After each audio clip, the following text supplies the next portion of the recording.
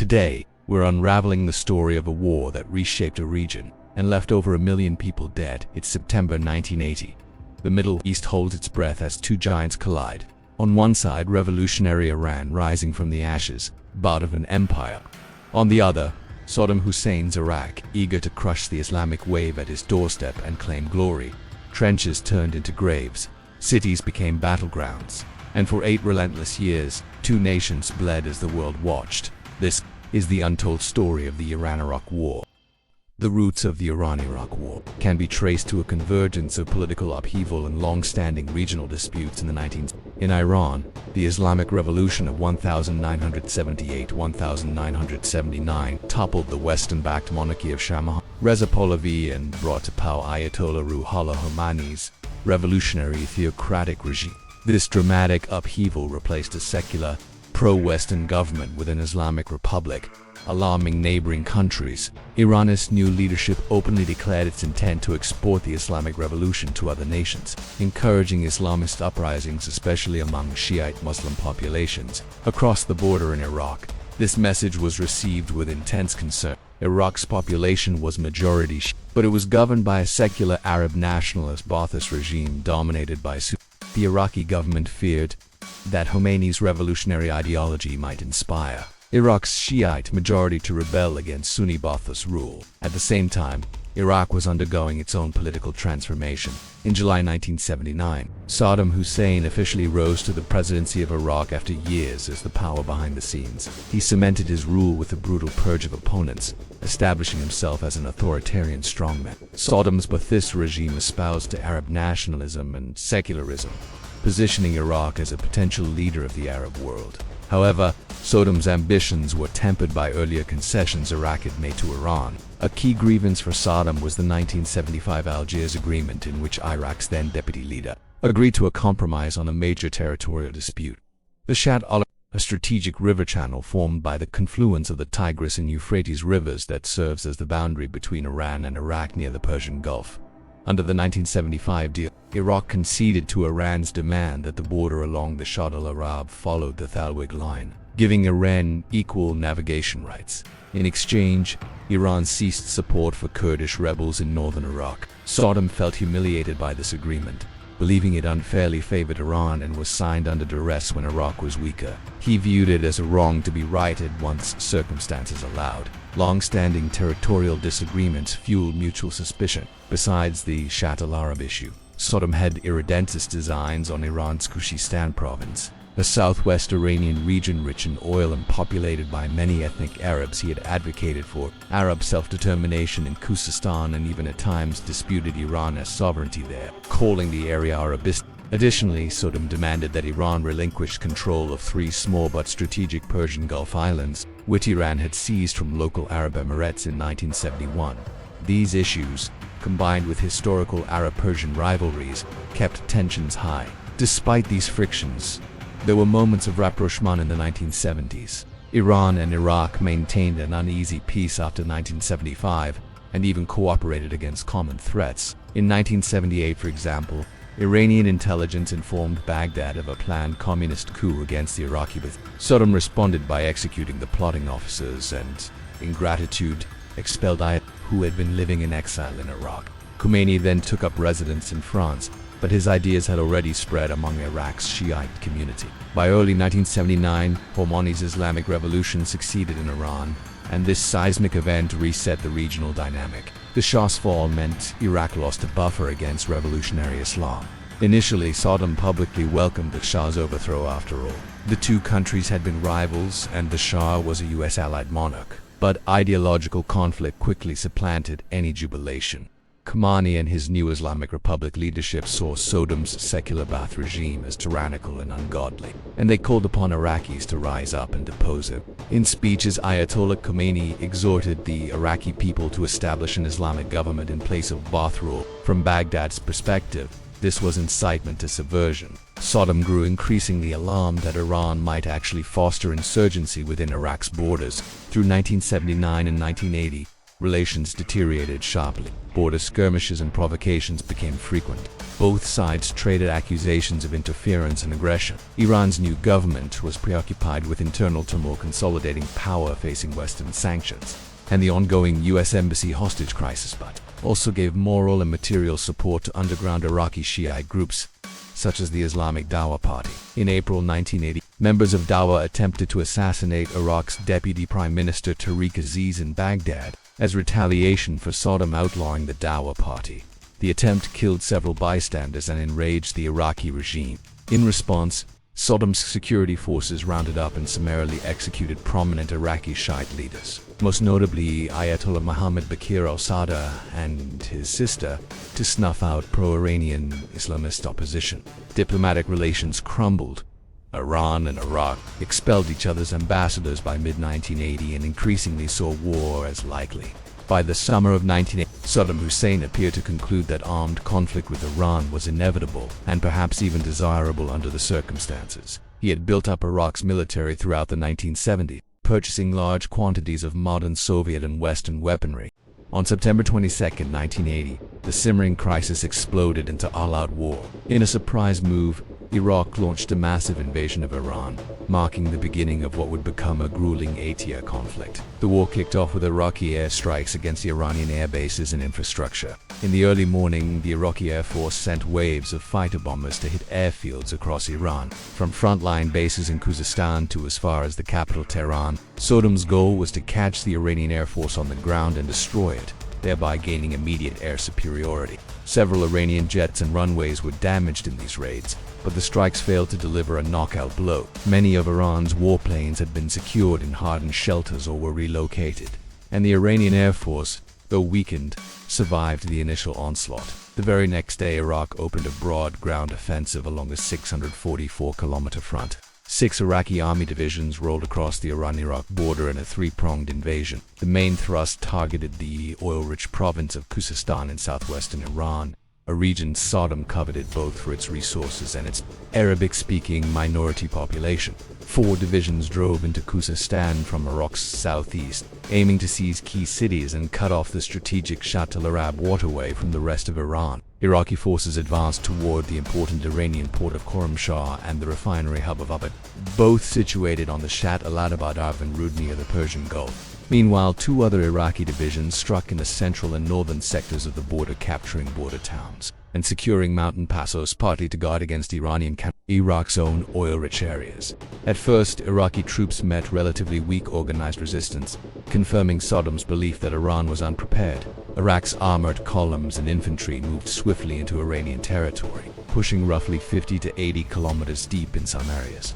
Several border towns and strategic points fell in the opening days. In Khuzestan, Iraqi units besieged Khorramshahr and Abadan, key targets along the river. Saddam expected that local Arabs in Khuzestan might welcome Iraqi liberation or at least not resist, but this proved a miscalculation.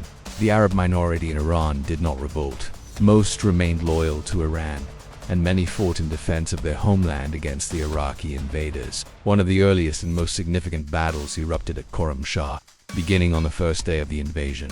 Iraqi forces encircled the city and pounded it with artillery and airstrikes. However, what they thought would be a quick occupation turned into a brutal urban battle. Iranian regular army soldiers, local militia and Revolutionary Guard units improvised a tenacious defense, fighting block by block despite being outnumbered and out. For weeks, the Iraqis struggled to subdue Khorramshahr's defenders. The Iranians famously nicknamed their city Kunan-Shah, or a city of blood, reflecting the ferocity of the fighting. By late October 19, after about a month of intense combat that cost thousands of casualties on each side, the city finally fell to the Iraqis. Its fall was a propaganda boost for Saddam. Iraqi television showed footage of their troops raising the Iraqi flag over the ruined city.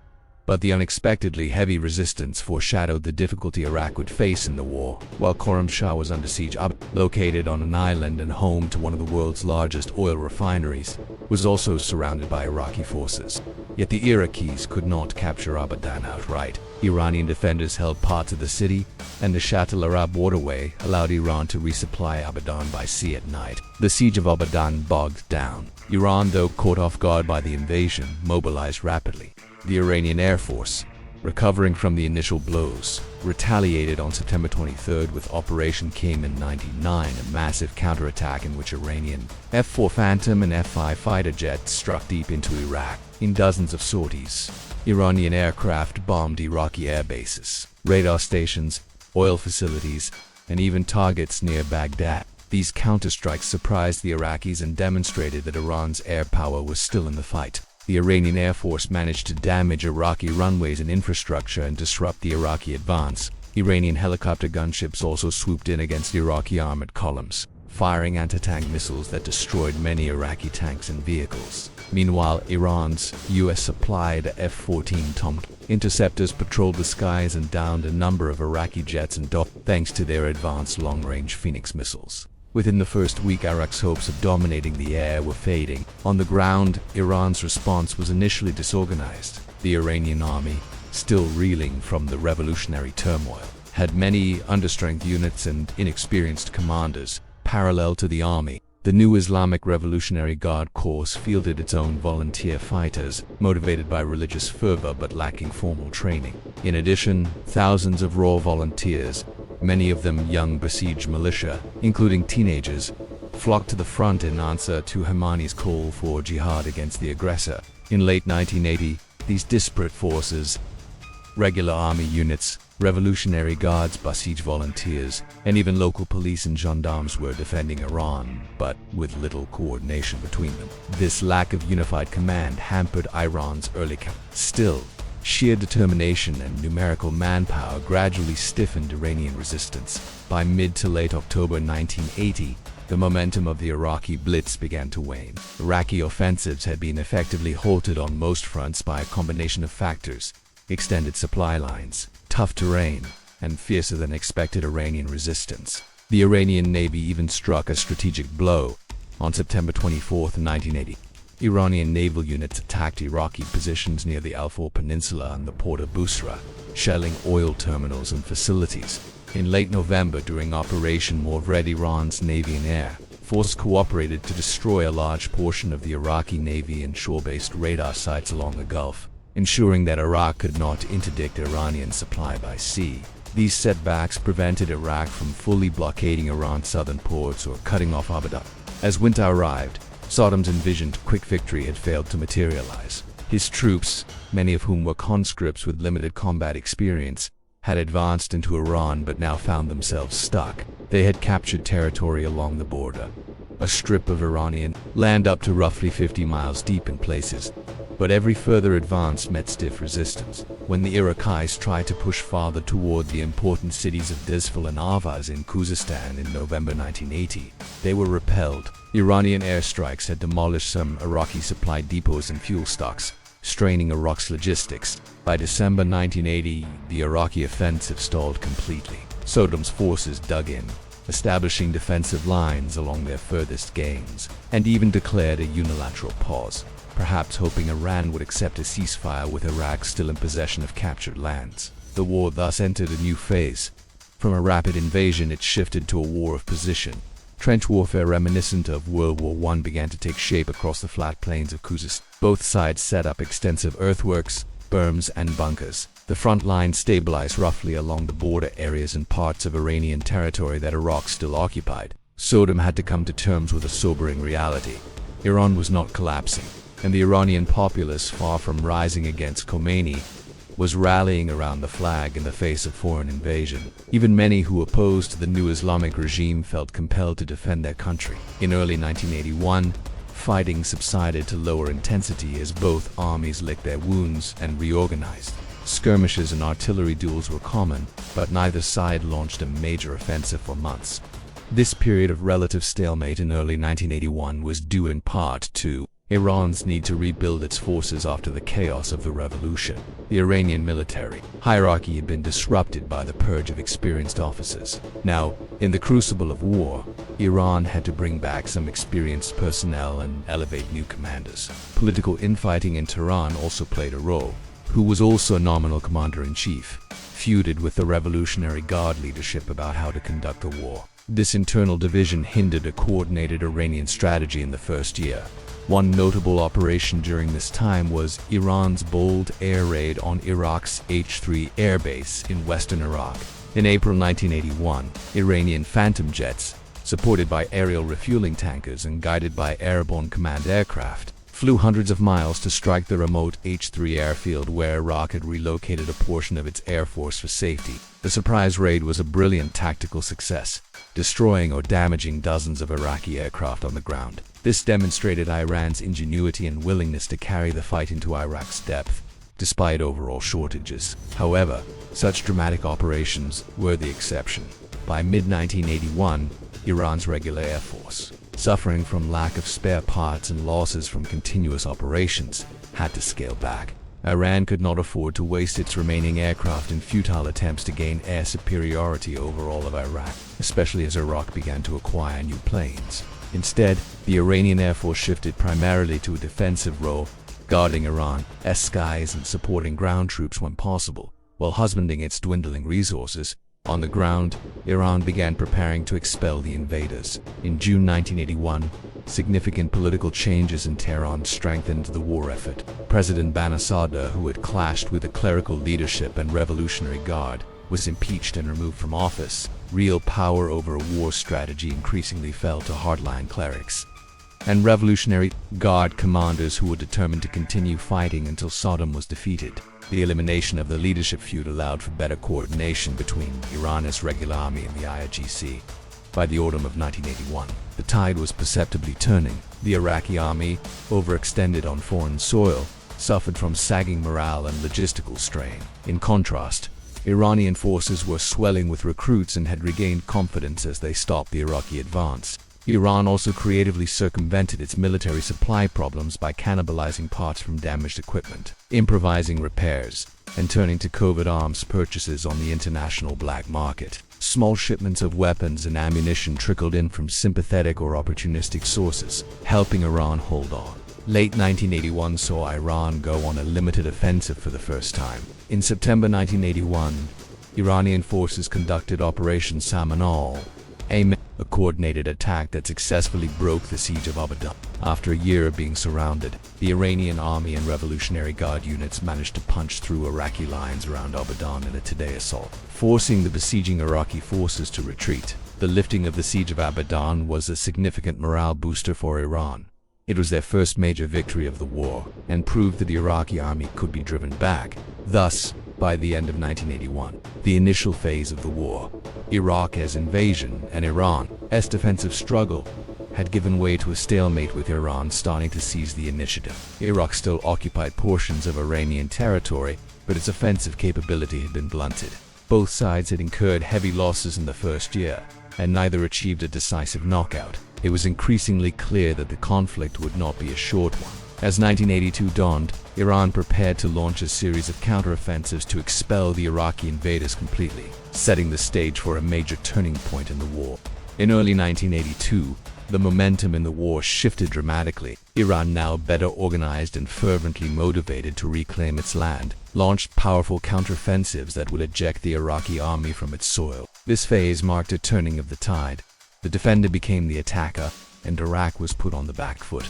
Iraq attempted one more push before Iran's big assault. In March 1982, sensing Iran's preparations, the Iraqi army launched a preemptive operation codenamed Al-Fawz al-Azim.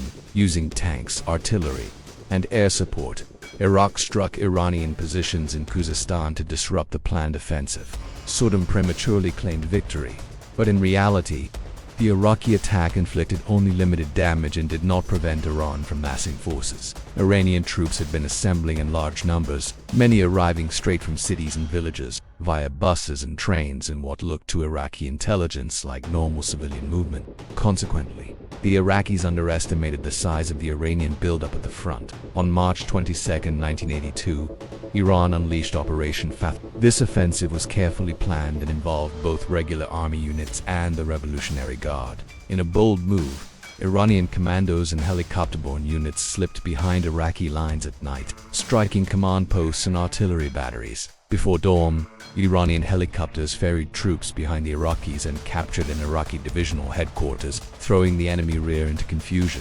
Then, waves of Iranian forces attacked frontally. Encirclements were achieved.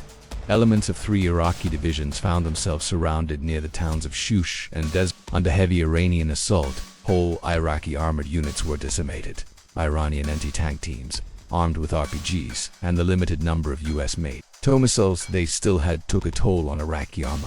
In the skies, the Iranians even managed to fly close air support. So in one day, nearly 100 Iranian fighter bombers struck Iraqi troop concentrations and tank columns. Operation Fath al-Mubin was a resounding success for Iran. By the end of March 1982, Iranian forces had liberated a large swath of territory in the Disfalsa-Shavaz Triangle. They destroyed or captured hundreds of Iraqi tanks and armored vehicles. The Iraqis were forced into a disorderly retreat in that sector, with many soldiers taken prisoner. Iranian gains were significant. Essentially, the Iraqi positions in the eastern part of Khuzestan collapsed. Emboldened by this victory, Iran immediately prepared for the next, even larger offensive to finish clearing Iraqi forces from Iran. In late April 1982, Tehran launched Operation Beit Omuk. This massive assault, which lasted into May, concentrated on recapturing the remaining Iraqi-held areas of Khuzestan, including the crucial prize of Khorramshahr, Iran's port city that had been under Iraqi occupation since the fall of 1980. Iran assembled approximately 70,000 troops for the operation, a mix of army, IRGC, and besieged volunteers. They preceded the attack with numerous air raids on Iraqi air, destroying dozens of Iraqi aircraft on the ground. By neutralizing some of Iraq's air power and gaining a degree of air superiority, the Iranians made it harder for Iraq to see or strike the coming offensive. On April 29, 1982, Iranian forces struck along multiple axes. Iranian infantry, often in human waves, pressed forward relentlessly. They targeted Iraqi lines near Susangad west of the Karun River and north of Khorramshahr, simultaneously stretching the besieged volunteers, some of them teenagers carrying only rifles or even just faith in the Quran, charged into minefields and barbed wire. Behind them came the more seasoned Revolutionary Guard fighters and regular army armored units exploiting breaches. Despite heavy losses, the Iranians overwhelmed many Iraqi forward positions. By mid-May, under this sustained pressure, the Iraqis were in full retreat across most of the front. Iran's counterattack was systematically expelling Iraqi forces from Iranian territory. The climax came with the Second Battle of Khorramshahr. Iranian forces had isolated the city. With their advance, they reached the Karun River by mid-May, which left Khorramshahr as a pocket with Iraqi troops inside. Saddam Hussein, realizing the importance of holding Khorramshahr for bargaining power and prestige, had reinforced it heavily. He famously visited the front and swore that Khorramshahr would never be relinquished again, stationing up to 70,000 Iraqi troops in and around the city in a last-ditch defense. However, the Iraqi supply line to Khorramshahr ran over the Shatl Arab waterway, and Iran's air force and artillery relentlessly pounded the bridges and ferries, choking off resupply. In the early hours of May 23, 1982, Iranian units launched their final assault to retake Khorramshahr. The battle was swift and decisive. Iranian troops, spearheaded by the 77th Khorasan Army Division along with guard and besieged units, stormed the city from multiple directions. After brutal close-quarters fighting and barrages of artillery, the Iraqi defensive lines crumbled. Many Iraqi soldiers, exhausted and with dwindling ammunition, chose to surrender rather than fight to the death. Within 2 days, the Iranians completely recaptured Khorramshahr. The victory was dramatic. About 19,000 Iraqi soldiers surrendered en masse in the ruins of the city, and thousands more were killed or wounded in the process. Iranian forces wept with emotion and joy as they raised their flag once again over the devastated port. Khorramshahr was free after 575 days of occupation. This liberation was a pivotal moment in the war and is often seen as the point at which Iran had effectively won back all its territory. The Iranian counteroffensives of spring 1982 were catastrophic for the Iraqi military. In a span of months, Iraq's position flipped from occupying parts of Iran to scrambling to defend its own land. The casualties and material losses for Iraq were immense. It's estimated that by June 1982, Iraq's army manpower had plunged from over 200,000 at the war, to around 150,000 effectives. At least 20,000 Iraqi soldiers had been killed in action in these battles, and tens of thousands were captured. The Iraqis also lost enormous amounts of equipment. perhaps 400 plus, tanks and armored vehicles destroyed or captured in 1982 alone. Several of Iraq's best armored divisions were decimated to the point of near annihilation. One armored division was so mauled it had to be disbanded. The rout was so bad that Iraq had left large stores of heavy weapons and supplies in the field for the Iranians to seize. In fact, Iran's army, previously short on armor, gleefully incorporated many captured Iraqi tanks, like T-50 and T-62s, into their own ranks, partially making up for Iran's inability to buy new equipment from abroad. By June 1982, not a single Iranian city or major town remained under Iraqi occupation. Iraq had been completely expelled from Iranian territory. Militarily and politically, this was a triumph for Iran. It had achieved what it framed as the defense of the motherland. For Iraq, it was a defeat and humiliation. Saddam's grand gamble had not only failed to topple Khomeini, it had cost Iraq dearly and left its army demoralized. Sensing the danger, Saddam Hussein quickly sought to end the war before Iran could carry the fight onto Iraqi soil. On June 20, 1982, Saddam publicly announced that Iraq was ready for a ceasefire and peace negotiations, effectively implying an Iraqi willingness to return to the status quo ante belli. He even pledged to withdraw Iraqi troops to the international border. It was an implicit admission that Iraq could not win outright.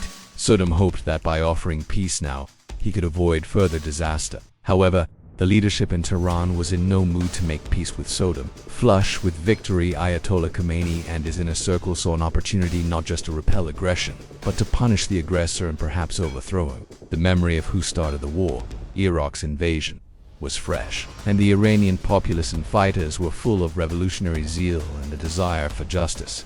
Khomeini responded to Saddam's ceasefire offer with uncompromising terms. Iran would not stop fighting until Saddam Hussein was removed from power, and until Iraq paid reparations for all the damage of the war. In essence, Iran demanded that Saddam must go. These terms were, of course, flatly unacceptable to Baghdad. Thus, Iran rejected the United Nations Security Council's calls for a ceasefire. The war would continue, but now the roles reversed. Iran was the one launching attacks, and Iraq would be on the defensive for a long stretch.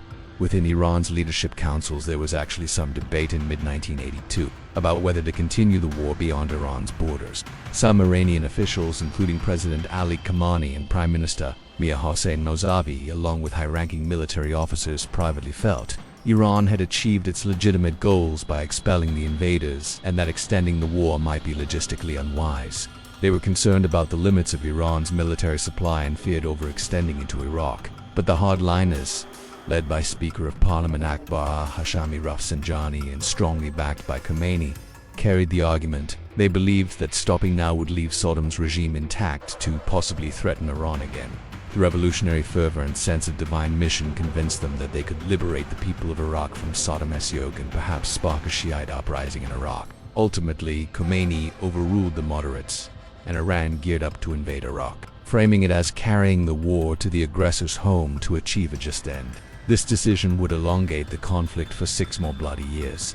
As a side note, illustrating Saddam's desperation around this time, one member of Saddam's own cabinet, his health minister, suggested in a meeting that Saddam might temporarily step down as president as a concession to get Iran to make peace. Saddam's response was swift and brutal. He reportedly took out a pistol and personally shot the minister dead in front of the other officials. There would be no surrender or admission of defeat on Saddam's part.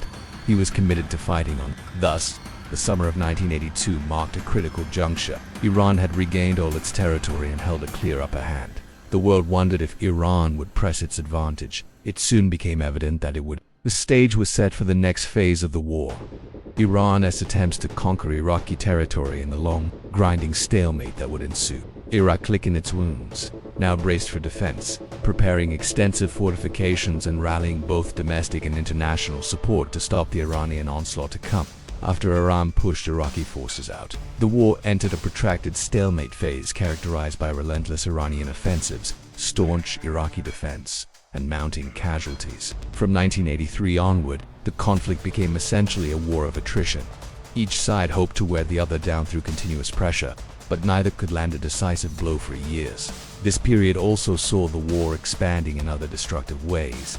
Both sides attacked each other's cities with missiles and bombs, and the struggle spilled into the waters of the Persian Gulf. Meanwhile, International involvement deepened, mostly to Iraq's benefit.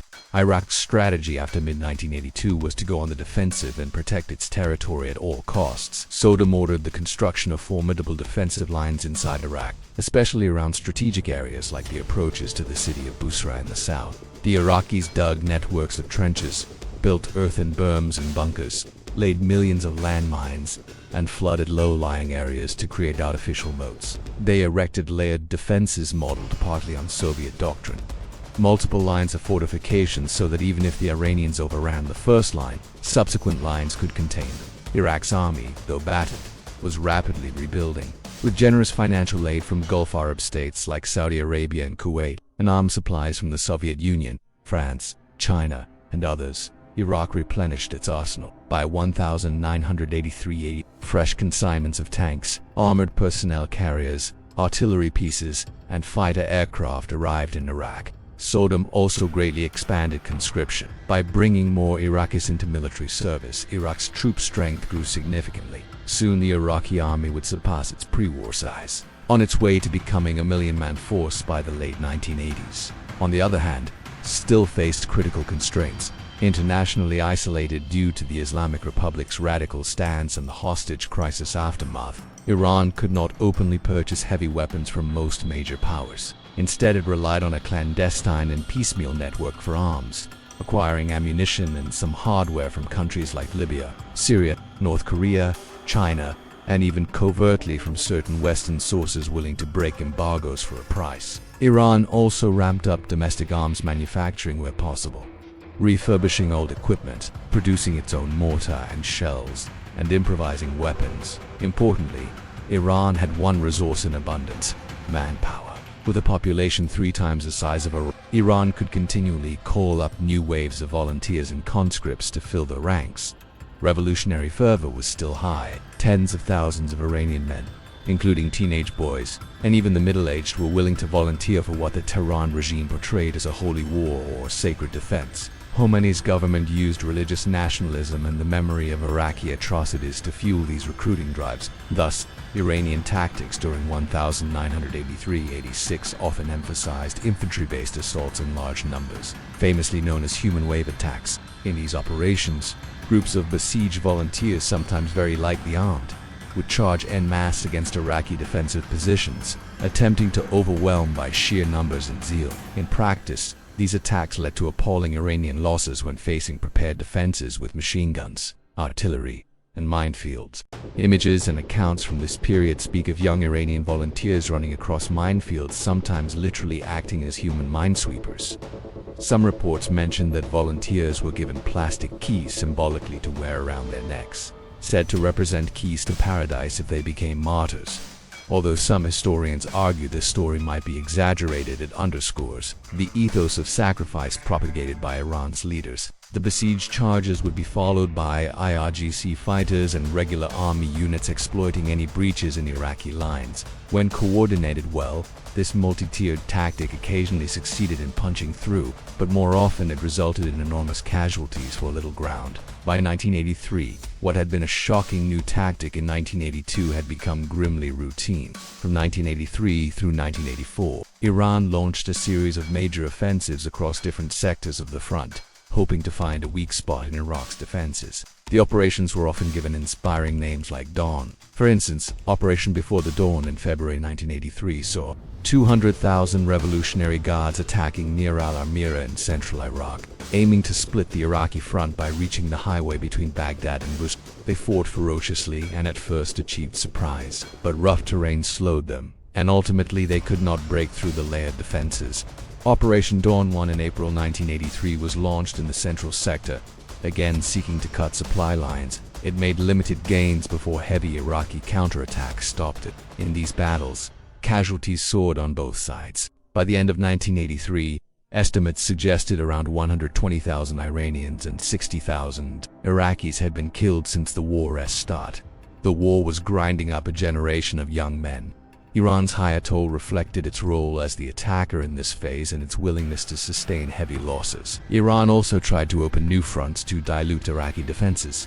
In summer 1983, Iran coordinated with Iraqi Kurdish rebels in the north. The Kurds, long oppressed by Saddam's regime, saw an opportunity to gain autonomy or independence by allying with Iran. In July 1983, during Operation Dawn, Iranian forces and Kurdish Peshmerga fighters captured the Iraqi mountain town of Hajamar near the border.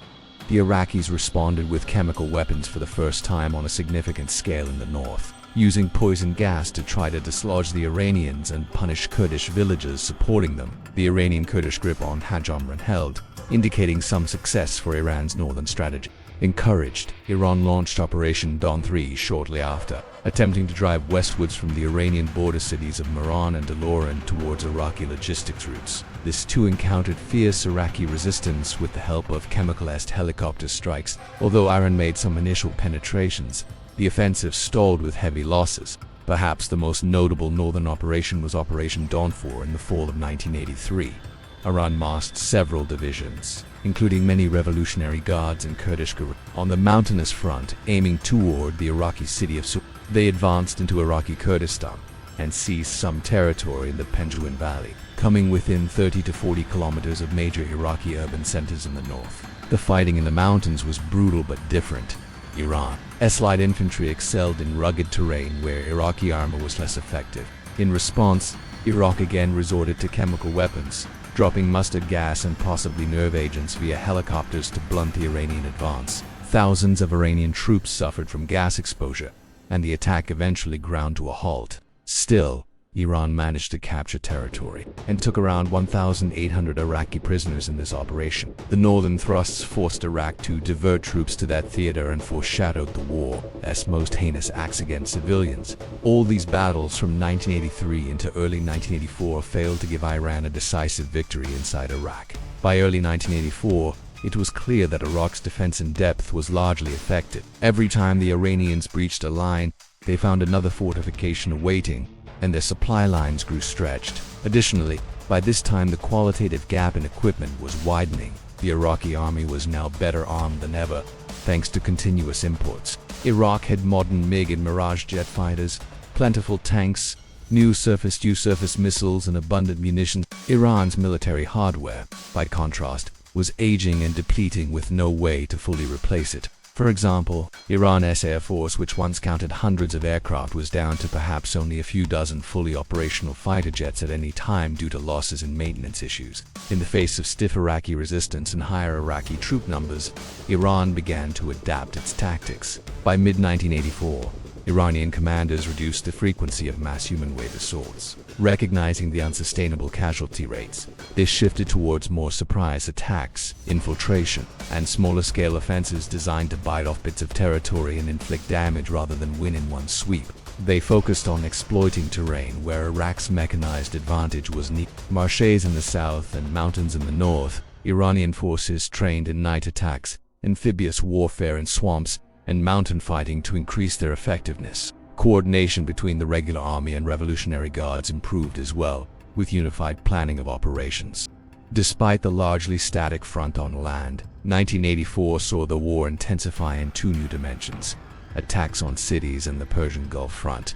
Early that year, Iraq decided to try to break Iran's will by launching the First War of the Cities. In February 1984, Iraq began strategic bombing raids and long-range missile strikes on Iranian cities, including Tehran, Isfahan, and using Soviet-supplied Scud ballistic missiles and bombers. Iraq targeted civilian areas, aiming to terrorize the population and pressure Iranian leaders. Iran, lacking as large a missile arsenal, retaliated where it could, occasionally shelling Busra and other Iraqi border cities, and later firing what few Scud missiles it obtained back at Baghdad. These tit-for-tat city attacks would happen intermittently throughout the war, each episode called a War of the Cities. Civilians in both countries had to endure terrifying air raid sirens, random destruction of homes and schools, and a psychological strain of being targets.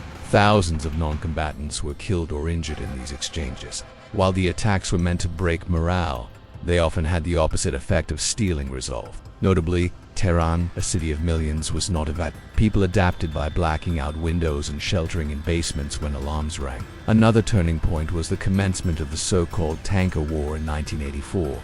Up to this point, the war had somewhat spared international shipping, but as it ground on with no end, Iraq sought to hit Iran's economic lifeline: oil exports. In early 1984, Iraq began attacking ships carrying Iranian oil or approaching Iranian ports. Iraqi jets, notably French-made Mirage F-1 fighters armed with Exocet anti-ship missiles, struck tankers in the Persian Gulf sailing to or from Iran's terminals. They also attacked Iran's offshore oil platforms. These strikes were intended to choke Iran's revenue and also to internationalize the conflict, essentially to force global powers to intervene or pressure Iran. Iran retaliated in kind.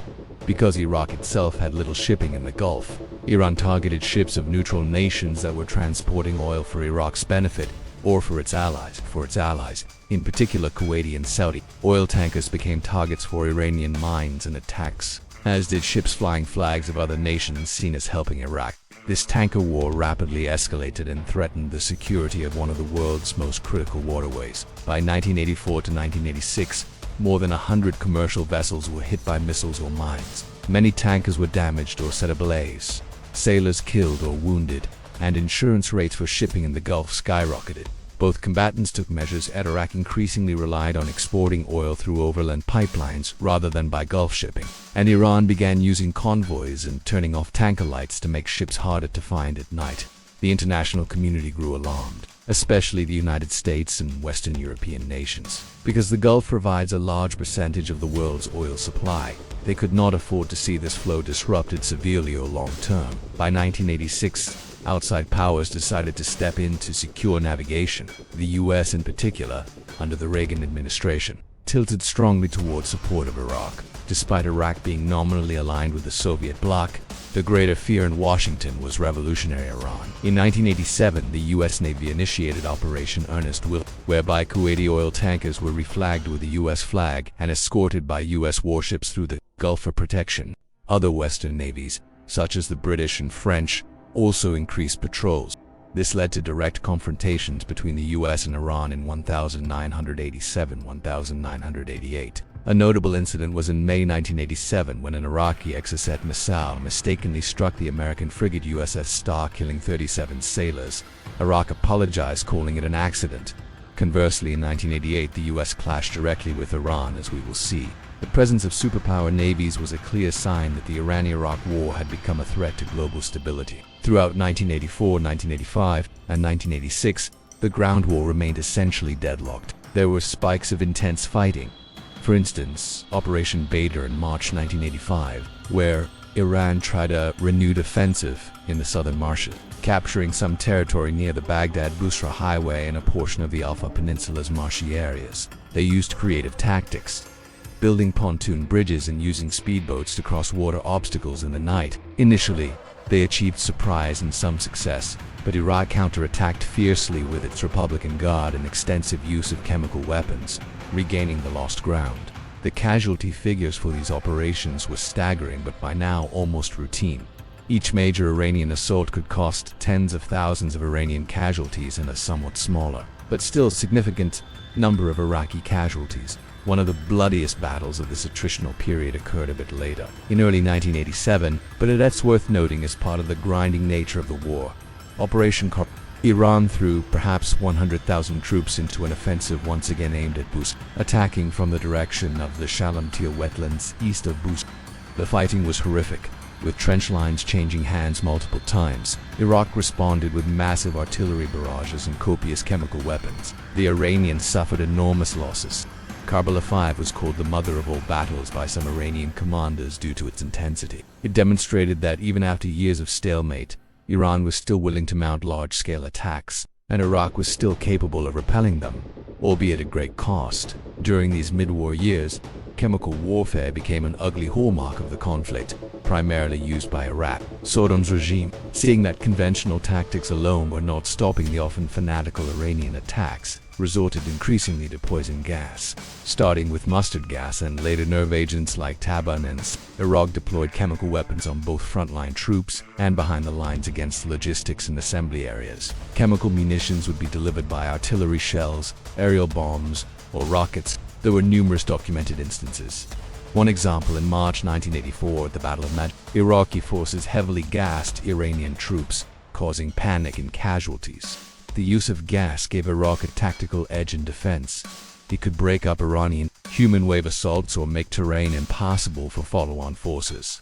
Iran, for its part, did not retaliate with chemical weapons in kind. Iran had a small chemical weapons program, but by most accounts never deployed them on the battlefield during the war, possibly due to religious or political reasons or lack of effective stockpile. This meant Iraq's chemical attacks largely went unpunished. The international reaction to Iraq's use of chemical weapons was muted and cynical. Although the Geneva Protocol of 1925 prohibited chemical warfare and Iran loudly protested the atrocities, most Western governments were reluctant to press the issue, as they quietly preferred an outcome where Iran did not win the war. The United Nations did send investigation teams that confirmed chemical weapons had been used, and there were UN resolutions condemning the use of such weapons. However, no concrete action was taken to sanction Iraq. Saddam thus got the message that he could continue using this brutal tool with little consequence, a grim calculation that would culminate in even worse incidents by 1988. By 1986, the toll of the war on both societies was immense. Both economies were suffering deeply. Oil infrastructure had been hit for long periods. Iran's main oil export facility at Karg Island was under repeated Iraqi air attack, reducing Iran's oil exports. Iraq, too, saw its pipelines cut, so Iraq had to rely on costly alternatives. The war expenditures were draining. Iraq was borrowing billions from the Gulf states and others, amassing debt, while Iran's economy was strained under sanctions and war spending. Civilians endured rationing and hardship. Each side increasingly targeted the other's economic facilities. Power plants, factories, and refineries were bombed. Despite these hardships, by late 1986, the strategic situation still had not fundamentally changed. Iran occupied some small chunks of Iraqi territory, but had not achieved the collapse or uprising it hoped for in Iraq. Iraq, although unable to defeat Iran on Iranian soil, was successful at preventing an Iranian breakthrough on Iraqi soil. The front was essentially static along most stretches, with battle-scarred landscapes dotted with wrecked vehicles and the graves of fallen soldiers. Both nations had absorbed incredible punishment, yet both remained defiant. The war had become a bloody stalemate, with no clear end in sight. By 1986 and 1987, the Iran-Iraq War had fully drawn in international players and was entering its climactic phase. The war's protraction and ferocity alarmed the world, and major powers became more directly involved to secure their interests. This period saw a decisive shift in fortunes in favor of Iraq, as Baghdad benefited from extensive foreign assistance, while Iran grew increasingly isolated and war-weary. A key development came in February 1986, when Iran scored a significant victory by capturing the Far Peninsula. The Far Peninsula is a marshy spit of land at the extreme south of Iraq, where the Shatt al-Arab meets the Persian Gulf. It was Iraq's only direct access to the Gulf, and home to important oil installations. In the daring amphibious night operation, Iranian Revolutionary Guard units crossed wetlands and a waterway to surprise Iraqi defenders on Al. After a bit of fighting, Iran seized control of most of the peninsula, hoisting its flag within sight of Kuwait to the south. The capture of Al-Fawr was a huge shock to Iraq. It was the first significant territory lost from Iraq's sovereign land in the war and a blow to Iraqi pride. Iran touted it as evidence that God was on their side and that eventual victory was inevitable. The loss of Fawr prompted frantic efforts in Baghdad to mobilize new resources and retake the area. But repeated Iraqi counterattacks through 1986 failed to dislodge the Iranians from the peninsula swamps and ruined port town. The fall of Fawr rang alarm bells in the Gulf Arab states and beyond. Kuwait and Saudi Arabia feared an emboldened Iran might next threaten them or inspire unrest among their Shiite minorities. The US and Soviet Union, while on opposite sides of the Cold War, found a rare alignment in preventing an outright Iranian victory. Both superpowers, for their own strategic reasons, began to increase support for Iraq around this time. The Soviet Union, which had paused arms deliveries to Iraq in the very early stage of the war, fully resumed and even increased shipments by the mid-1980s, supplying advanced weapons like MiG-29 fighters, Su-25 ground attack planes, modern T-72 tanks, and Scud-B missiles. The United States, despite Iran's possession of some American-made arms, had firmly tilted toward Iraq as the lesser of two evils. By 1986, the US was providing Iraq with critical intelligence to help Iraqi targeting of Iranian positions.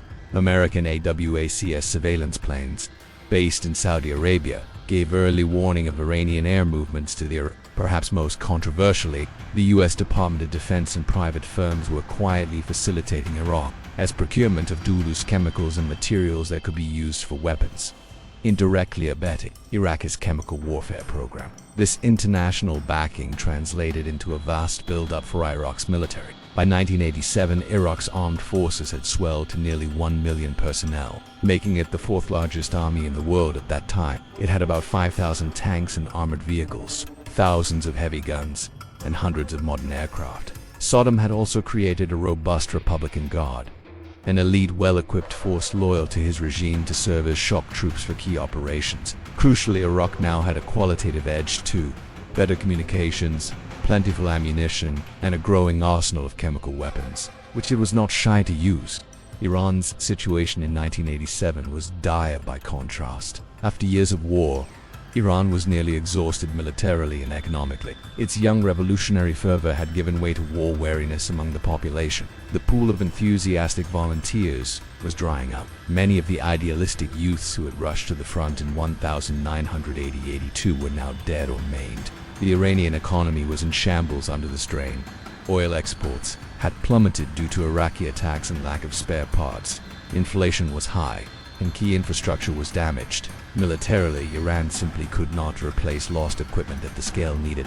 Its attempts to buy weapons were hampered by U.S. pressure on allies. Even the clandestine Iran-Contra affair, where some American officials secretly sold limited weapons to Iran in exchange for hostages, was a drop in the bucket. Iran resorted to manufacturing some armor domestically and smuggling whatever it could. But by 1987, the Iranian Air Force was only a shadow of its former self. The tank fleet was largely a collection of aging Shi'ara tanks plus captured Iraqi armor.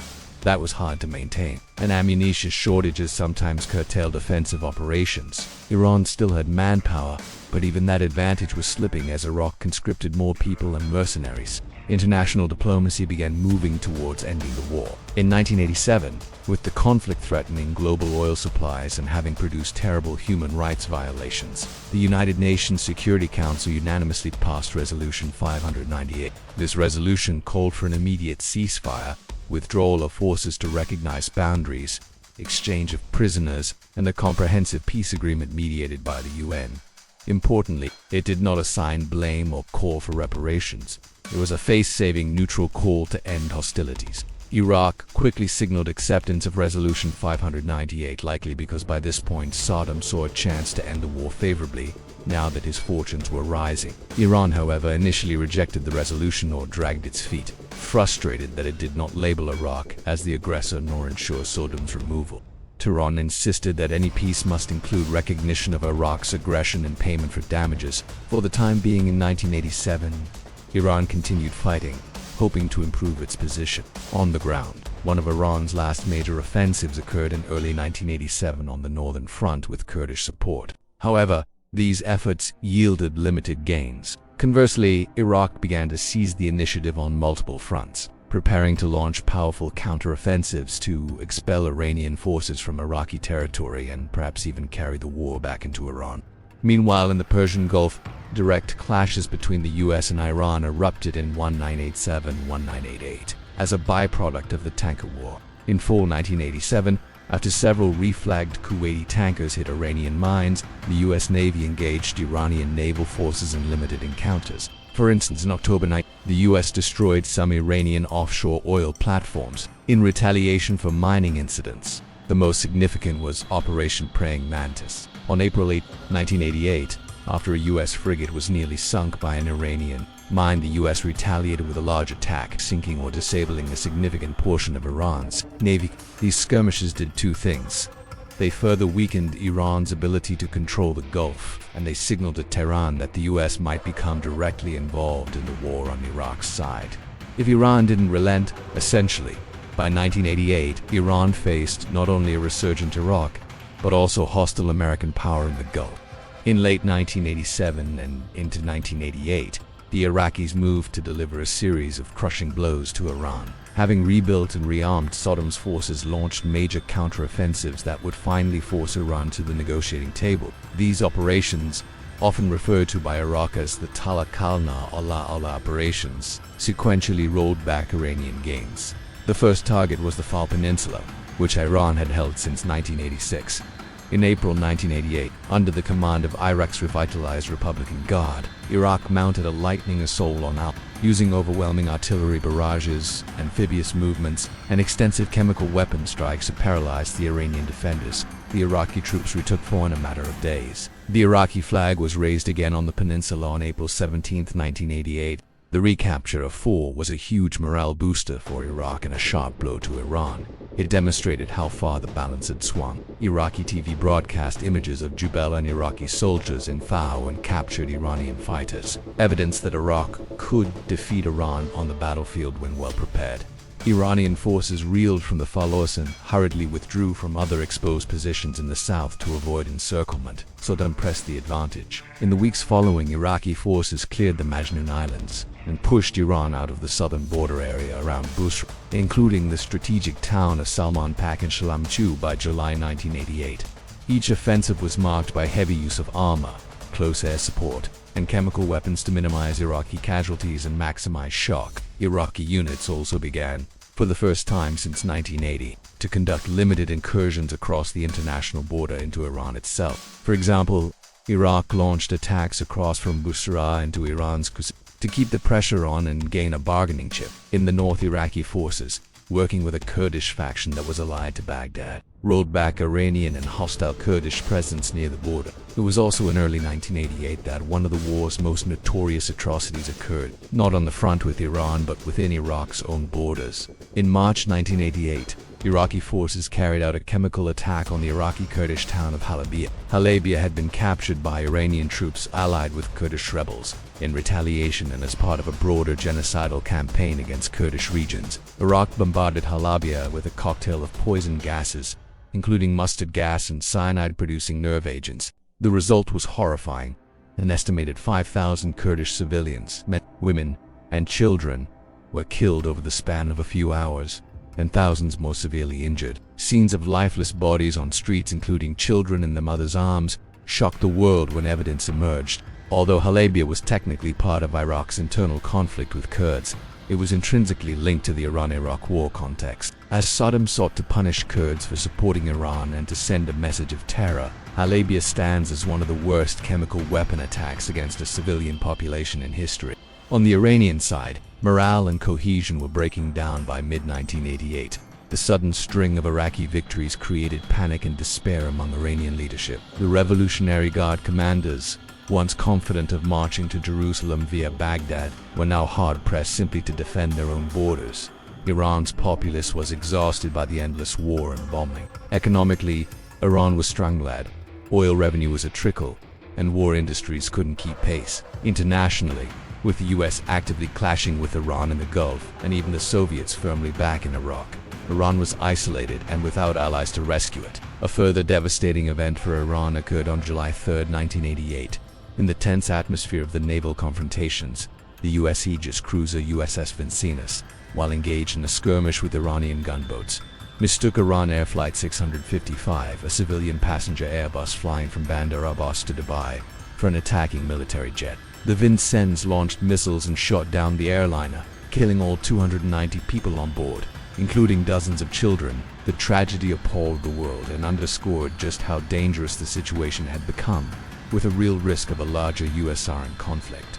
In Iran, the downing of Flight 655 was taken as a sign that the United States had effectively entered the war against them. This shock, combined with the steady stream of setbacks on the battlefield, heavily influenced Tehran's calculus that it could not continue the war much longer. By July 1988, Iraq had not only recaptured all its own territory, but was carrying the fight onto Iranian soil in some areas. Iranian defenses were thin, and had Iraq pressed further, major Iranian cities near the border could have been at risk. At this juncture, Ayatollah Khomeini faced a fateful choice. For years, he had insisted the war would go on until Saddam was removed and right triumphs over wrong. To suddenly cease hostilities without achieving those goals was a bitter pill. Yet the reality was stark. Continuing the war now might lead to even greater disasters for Iran, loss of more territory, perhaps even collapse of the army, or foreign intervention. On July 20, 1988, Ayatollah Khomeini finally accepted UN Resolution 598 and agreed to a ceasefire. He likened the decision to drinking poison. reflecting how personally painful and ideologically against his desires. It was to settle for a draw with Saddam, but he reasoned it was necessary to save the Islamic Republic from total ruin. Iran's acceptance was delivered to the UN, and Iraq, seeing Iran yield, also agreed formally, though Saddam tried at the last minute to gain advantage by more attacks. Those did not change the outcome. The ceasefire came into effect on August 20th, 1988, with UN peacekeepers deployed along the front to monitor the truce. The guns fell silent after 8 years of continuous bloodshed. Both nations' soldiers, exhausted and often disillusioned, breathed a sigh of relief that the killing was over, at least for now. However, it was not a peace treaty, just a ceasefire. Tensions and unresolved issues lingered, but the active combat was over. The Iran-Iraq War was one of the deadliest conflicts of the late 20th century, and its aftermath reshaped the Middle East in profound ways. The war ended in a stalemate. Neither side could claim a clear victory, but it left deep scars on both societies and set the stage for future human cost. The exact casualty figures are still debated, but estimates suggest that around 500,000 people were killed on the two sides combined, and many more wounded. Iran, with its repeated human wave attacks, likely suffered the greater losses, possibly around 200,000 to 300,000 Iranian soldiers killed and over 400,000 injured or maimed. Iraq's military deaths are often estimated between 100,000 and 200,000, with a similar number of wounded. In addition, tens of thousands of civilians died, especially in the cities targeted by missile strikes and air raids. Iranian cities like Tehran, Dezful, and Isfahan endured Scud missile hits and bomber attacks. Iraqi cities like Busra and Baghdad also suffered shelling and the occasional missile from Iran. The war created hundreds of thousands of refugees and displaced people, particularly in border regions that became battlefields. Families on both sides were plunged into mourning. Almost every Iranian or Iraqi family lost someone or knew someone who had. Iran also has had to care for a large number of war veterans affected by chemical weapons. Even decades later, hospitals in Iran treat thousands of survivors of gas attacks with chronic respiratory and skin problems. Economic devastation. Both countries paid an enormous economic price. The war is estimated to have cost each side hundreds of billions of dollars in direct and indirect costs. Vital oil facilities were wrecked. For example, Iran's huge Abadan refinery was badly damaged and stood idle, and its main oil export terminal at Karg Island was repeatedly struck. Iraq's offshore terminals were destroyed early on, and its oil output plummeted during the war. By the end, both Iran and Iraq saw their economies crippled. Development projects were shelved and infrastructure lay in ruins. Iraq had incurred a massive foreign debt from buying arms and funding its war effort. Iran faced a reconstruction challenge in its border provinces where towns had been reduced to rubble. Societal and political impact. In Iran, the war ironically helped consolidate the Islamic Republic. Initially, Khomeini's regime might have been fragile after the revolution, but the war allowed the leadership to rally nationalism and suppress dissent in the name of the war effort. The Revolutionary Guard, in particular, grew in stature and power due to its prominent role in the conflict. After the war, the IRGC transformed into not just a military force but a significant political and economic player in Iran. Iranian society was exhausted, but the narrative of having survived an onslaught by the whole world became part of Iran's national identity. A sense of unjust isolation that still influences Iranian politics. Khomeini did not live long after the war, but by then his revolution was firmly entrenched. The phrase sacred defense in Iran refers to this war, and it's commemorated as a time of national trial and heroism. In Iraq, the war left Saddam Hussein's regime militarily stronger but economically battered and facing new political pressures. Saddam spun the outcome as a victory for Iraq because Iran had failed to overthrow him and finally had to accept a ceasefire. Indeed, Iraq survived and even gained some prestige in the Arab world for standing up to revolutionary Iran. However, the Iraqi people bore a heavy burden. Many thousands of Iraqi soldiers were dead or missing, and the general population suffered under wartime. Saddam had also become more authoritarian than ever. He emerged from the war determined to compensate for Iraq's financial troubles, feeling emboldened and armed to the teeth. Saddam soon turned Iraq's battle-hardened military toward a new venture: the invasion of Kuwait in 1990, in part to seize its oil wealth and resolve Iraq's debt problems. That gamble, just 2 years after the Iran-Iraq War, led to the Gulf War of 1991 and disastrous consequences for Iraq, including international isolation and further conflict. Legacy of unresolved issues.